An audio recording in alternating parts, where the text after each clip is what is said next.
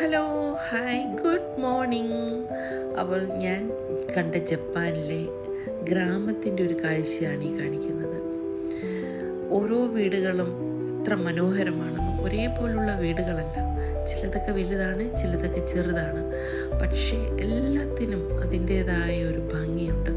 എല്ലാ വീടുകളുടെ മുമ്പിലും ഇതുപോലെ വെട്ടി ഒതുക്കി നിർത്തിയിരിക്കുന്ന ബോൺസായി മരങ്ങളാണ്. ബോൺസായി കലകളിൽ ജപ്പാനാണല്ലോ ഏറ്റവും മുന്നിൽ നിൽക്കുന്നത്. ഓരോ ചെടികളും, ഓരോ കല്ലുകളും, ഓരോ പൂക്കളും, ഓരോ മരങ്ങളും നോക്കി നിന്നു പോകും. അത്രയ്ക്ക് ഭംഗിയുള്ള ഒരു ഗ്രാമം. ഓരോ വീടുകളും എന്തൊരു ഭംഗി. ഞങ്ങൾ പോയ ദിവസം മഴയിൽ കുതിർന്ന് നിൽക്കുന്ന ഒരു പ്രഭാതമായിരുന്നു. പക്ഷെ ആ മഴയിൽ ഈ ഒരു ഗ്രാമം കാണാൻ എന്തൊരു ഭംഗിയാണെന്നോ. ഗ്രാമം എന്നങ്ങ് പറയാനൊക്കില്ല, എല്ലാം ഉണ്ട് അതിനകത്ത്. ആ ഒരു വഴികളൊക്കെ ആണെങ്കിലും അതിമനോഹരമായി അവർ മെയിൻറ്റെയിൻ ചെയ്തത്. വൃത്തിയാണ് ജപ്പാൻ്റെ മുഖമുദ്ര. എവിടെ നോക്കിയാലും ഒരു ഇല പോലും പുഴുങ്ങി വീണ് കിടക്കുന്ന കാണില്ല, ഒരു പേപ്പർ കഷ്ണമോ ഒന്നും. ഈ റോഡിൻ്റെ സൈഡിലും ഒരു അമ്പലം പോലെയൊക്കെ എന്തോ ഉണ്ടാക്കി വെച്ചിരിക്കുന്നത് കണ്ടു.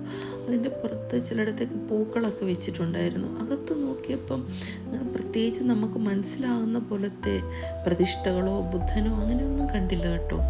വേറെ എന്തോ ആണ്, അവരുടെ ഒരു ആരാധനാ മൂർത്തികളായിരിക്കും.